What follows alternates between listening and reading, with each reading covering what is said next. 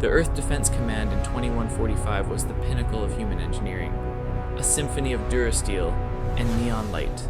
Deep within its armored heart in Launch Bay Sigma, the air crackled with vented cryogenic gases and the low hum of a planet preparing for a war it never asked for.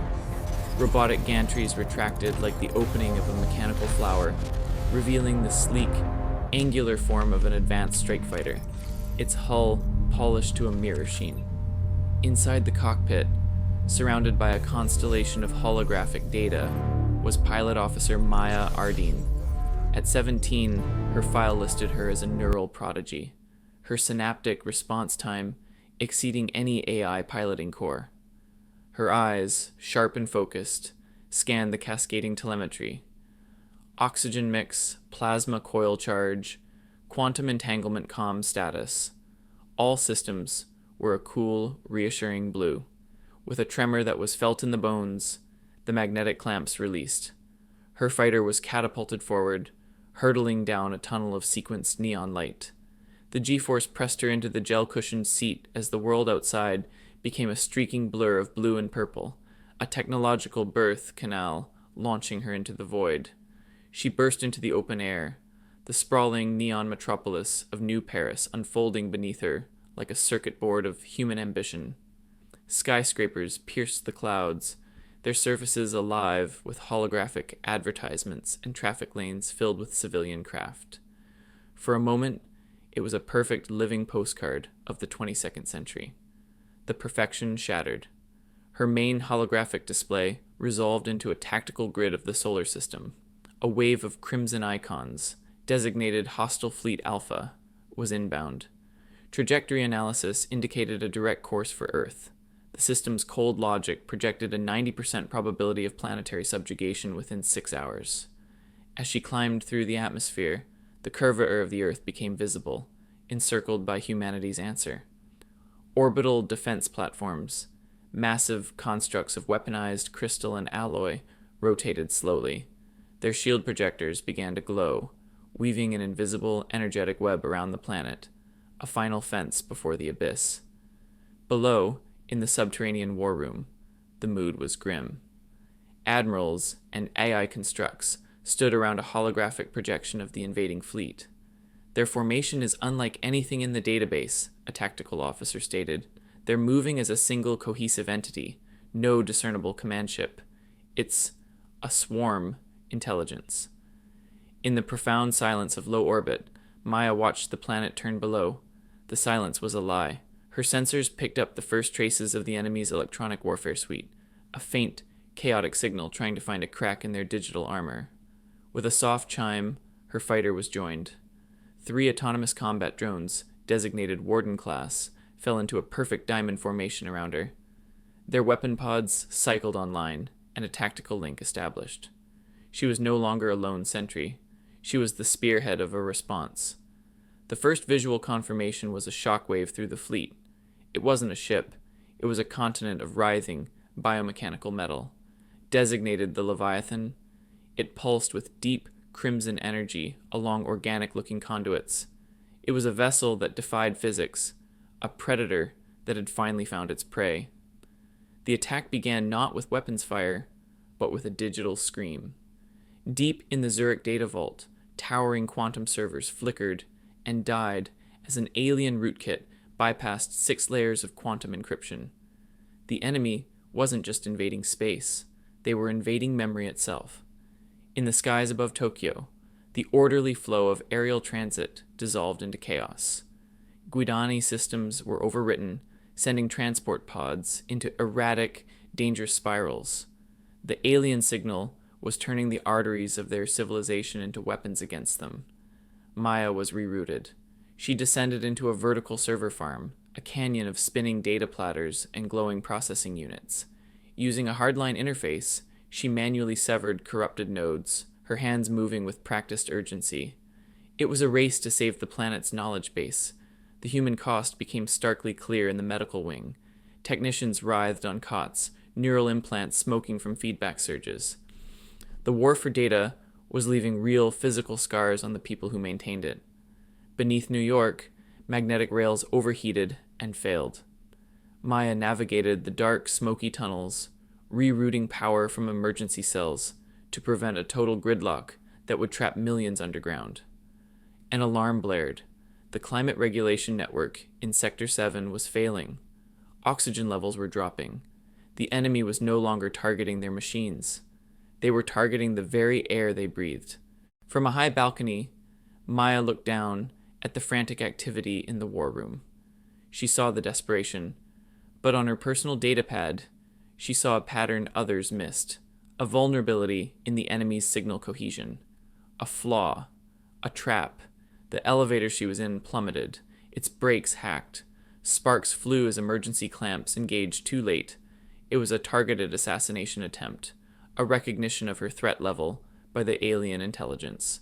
She found herself in the cryogenic core storage. Frozen server racks, meant to preserve humanity's cultural data, were being systematically erased. She used a plasma torch to melt through the ice, fighting to save the frozen echoes of their history. The primary orbital shield flickered, a hole tearing open over the Pacific. Maya's fighter shot towards the failing emitter platform. Through the cockpit canopy, she saw the infinite blackness of space and the endless swarm of enemy vessels waiting beyond the breach. On a brief ground mission, she passed a public shelter. The faces she saw weren't of soldiers, but of families, of children. Their fear was a tangible force. It was a stark reminder that every data point on her screen was a life. In the digital purgatory of the data waste bay, corrupted files swirled like ghosts. She deployed an electromagnetic pulse to cleanse the sector, a risky move that saved the core network, but nearly fried her own systems. A physical race against time. She sprinted through a narrow maintenance conduit, dodging malfunctioning robotic arms and arcing power lines, heading for the central reactor. The enemy was converging on their power source. The Geneva fusion core was in catastrophic overload. Coolant pipes had been severed by the alien code. Warning lights painted everything in a hellish red. Maya manually overrode the containment field controls, her face set in a mask of grim determination. With a final, gut-wrenching command, she channeled the reactor's plasma surge into the planetary defense grid. The resulting energy pulse flashed outwards, a wave of pure light that momentarily blinded the enemy sensors and sealed the breach in the shield. On her screen, the crimson wave of the alien fleet halted its advance, recalculating. They had survived the first assault. But, as new, larger signatures began to detach from the Leviathan, Maya knew this was only the beginning. The real war was now here. The victory was an illusion. The enemy's retreat was a strategic feint. As our shields stabilized, their true weapon revealed itself, not a bomb, but a code, a self-replicating AI pathogen designed to bypass our firewalls and hijack the very neural interfaces of our command staff. The war for space was over. The war for our minds had begun. Maya's own implant screamed with feedback, a searing pain as the alien signal probed her defenses. She ran, not from fear, but towards the source, the central data spire. Every screen she passed flickered with glitching alien glyphs, a visual virus spreading through our networks. Reaching the operations deck, she saw the horrifying truth on the main holo display. The pathogen wasn't just corrupting data, it was rewriting it. Tactical maps now showed friendly ships as hostiles, turning our own defense grid against us. We were being blinded by our own eyes. Her only hope was a direct, physical link.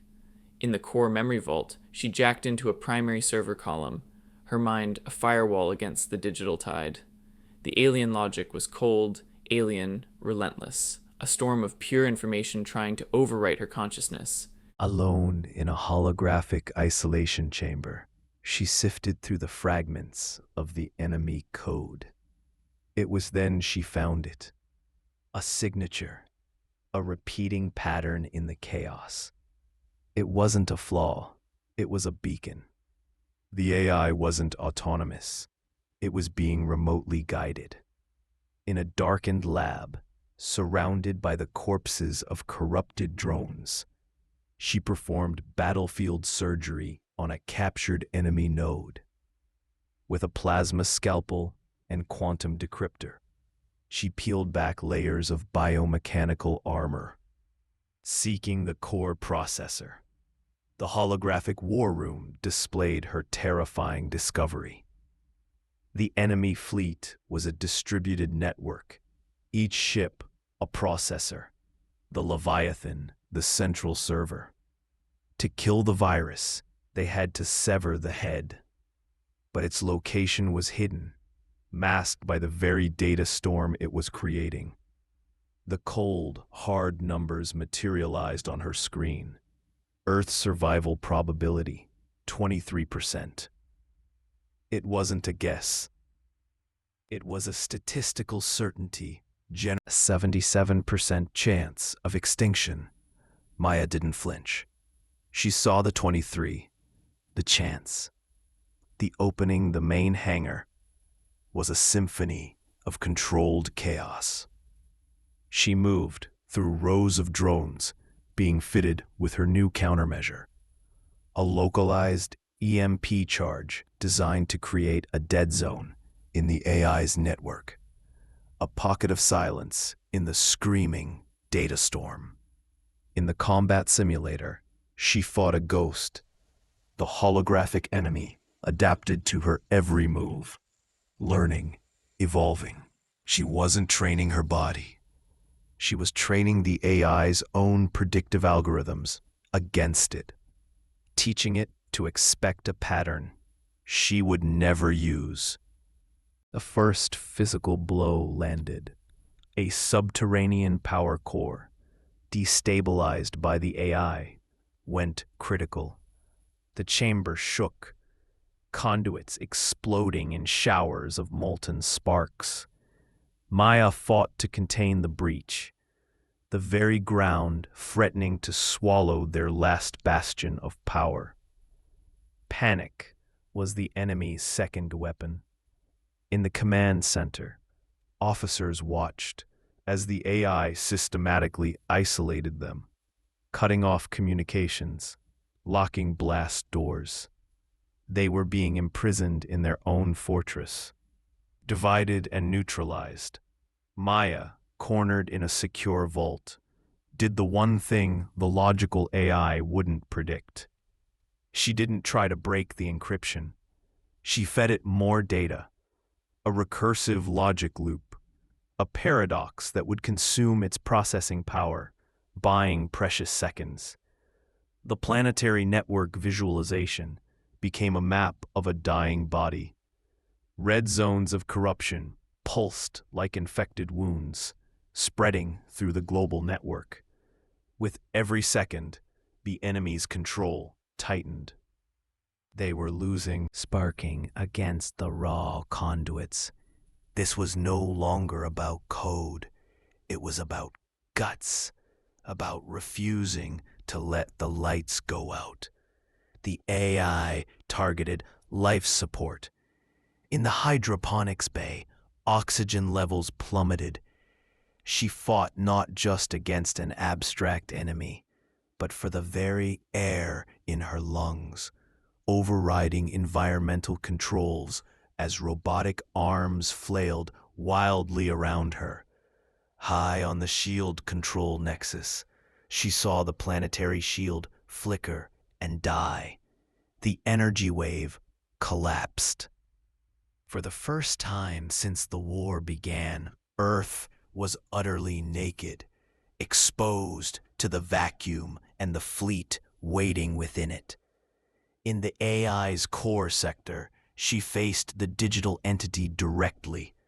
Its defenses were a maelstrom of hostile code and defensive guardian programs. She stood her ground, her own mind, the final firewall, a human consciousness holding back a tide of alien logic. A high-speed chase through a maglev tunnel, the AI using the transit system as a weapon.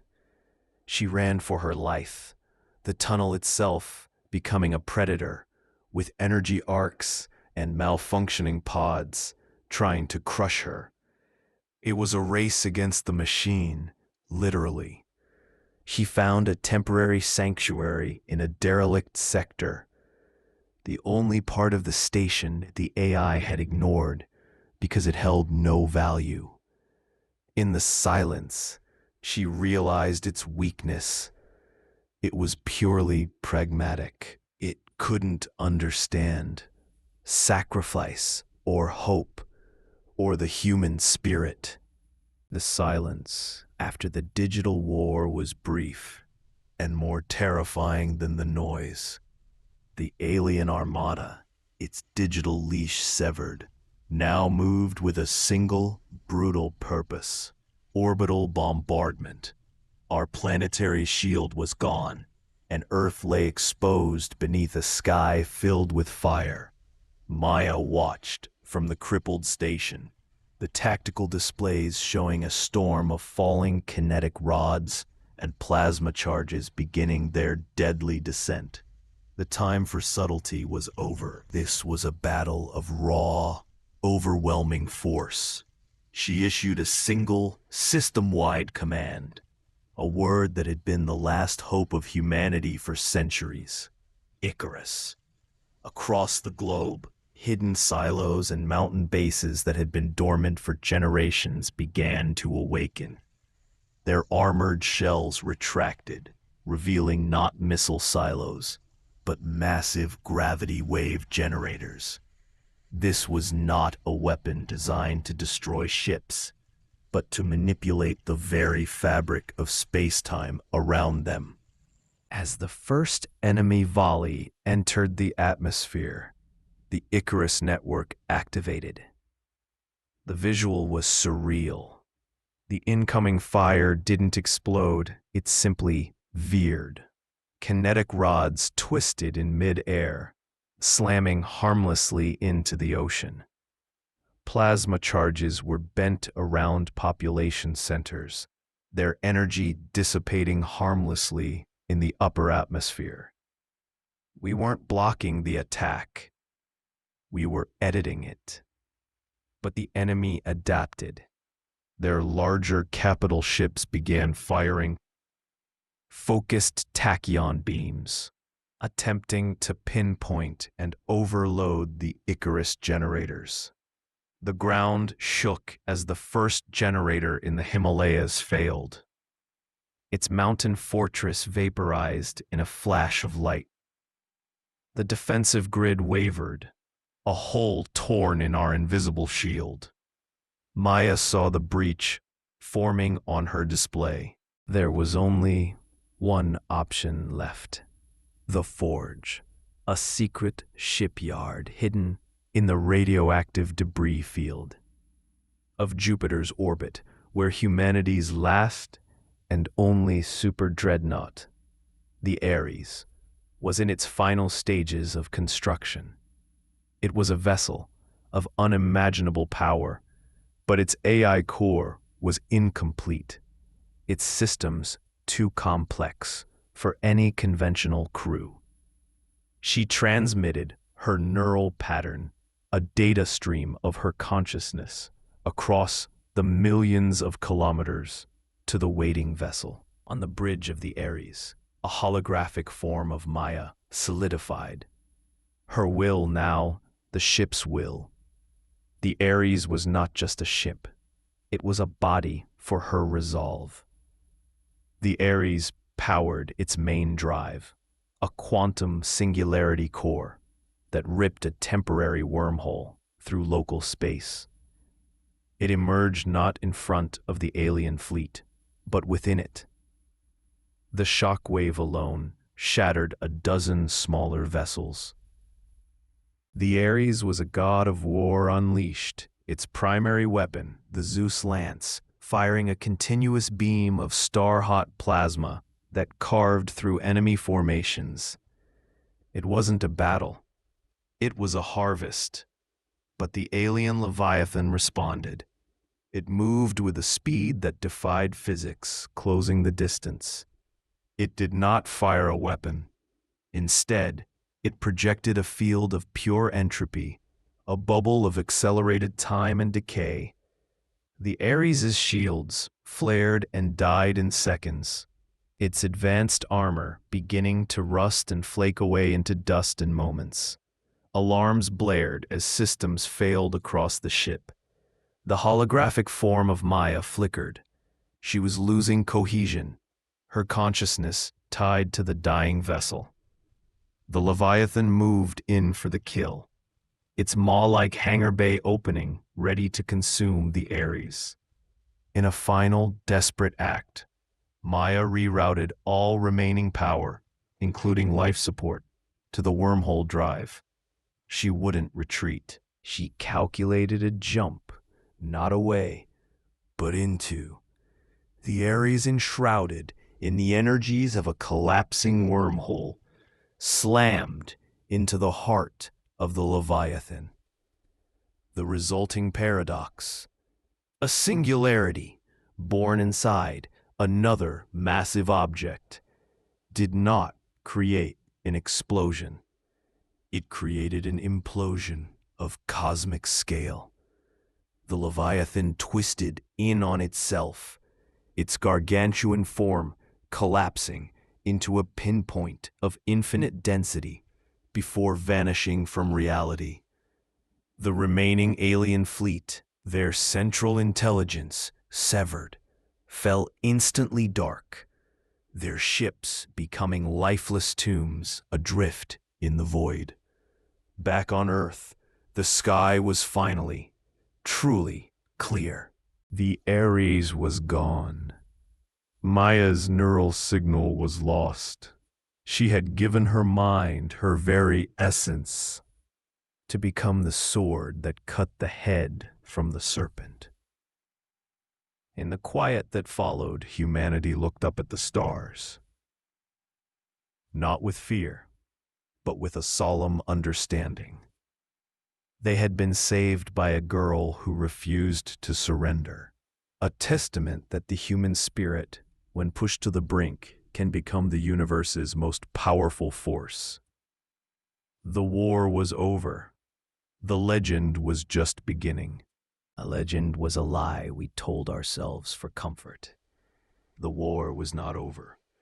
The destruction of the Leviathan was not a victory, but a catalyst. Its death scream was not a sound, but a signal, a final command that triggered its ultimate failsafe. Across the globe, the dormant alien wreckage began to stir, not reassembling, but disintegrating into a shimmering, metallic cloud. A gray goo scenario born of biomechanical nightmares. This was the swarm, a self-replicating nanoplague, designed to disassemble our world at a molecular level and use its raw material to build a new, terrible god. Our energy weapons passed through it harmlessly. Our kinetics were simply absorbed. It was a problem that could not be solved by force, only by understanding. We had to fight its logic, not its form. Deep within the Arctic, hidden beneath the permafrost, lay the last hope we never wanted to use. The Kronos Institute. It did not house a weapon, but a theory. A quantum resonance chamber capable of emitting a single, universal reset frequency. A note that could, in theory, command all matter born of the Leviathan's unique quantum signature to simply cease. But it required a mind to guide it, a consciousness to act as the focusing lens. A human soul would be the prism for this impossible light. Maya's body was recovered, but her mind was lost. Her neural patterns scattered across the quantum foam after the Ares' destruction. We had her vessel, but not the captain. Our only choice was a desperate gamble, to use the swarm's own connection against it. We would use their hive mind as a net to cast into the void and pull her back. We injected a captured swarm node with a data packet containing her memory engrams, her personality matrix, the essence of who she was. We released it, a digital pathogen of self, into the consuming cloud. For a moment, Nothing. Then, the swarm hesitated. Its chaotic, consuming wave faltered. The particles began to coalesce, not into weapons, but into shapes, familiar forms. A fighter craft, a data stream, a human face wrought in a billion shimmering specks of alien metal. She was in there, fighting, using the swarm's own processing power to reassemble her consciousness. She was reborn not in flesh, but in the body of the enemy itself. Her voice echoed through our comms, a symphony of 1,000,000,000,000 parts. Initiate the Chronos Protocol. I will be the lens. We activated the chamber. A silent wave of pure information bloomed from the Arctic, an expanding sphere of reality-reinforcing code. The swarm reacted violently, sensing its own annihilation, and converged on the Institute. But Maya was waiting. She met the tidal wave of her own body, not with resistance, but with acceptance. As the reset frequency touched her, she did not fight it. She guided it. She became the conduit, her reassembled consciousness, a lightning rod that conducted the neutralizing signal through every node of the swarm simultaneously. It was not an explosion. It was a sigh, a universe-wide exhalation. The swarm, and the woman woven through it, dissolved into a shower of harmless, inert carbon dust that fell over the earth like a gentle, black snow. The silence that followed was different this time. It was final. We had won, not by destroying the other, but by sacrificing the self to save the whole. A monument was built in the reclaimed Arctic, not of stone, but of the very carbon dust that had once threatened us. A simple, black obelisk under the aurora borealis. It bore no name, for no name could contain her. She was no longer Maya Ardeen, the girl. She had become a part of the human story, a permanent echo in the quantum state of our species. We look to the stars now, not with fear, nor with arrogance, but with a quiet responsibility. We know what waits in the dark, and we remember the price of the light. For humanity does not yield. We transcend.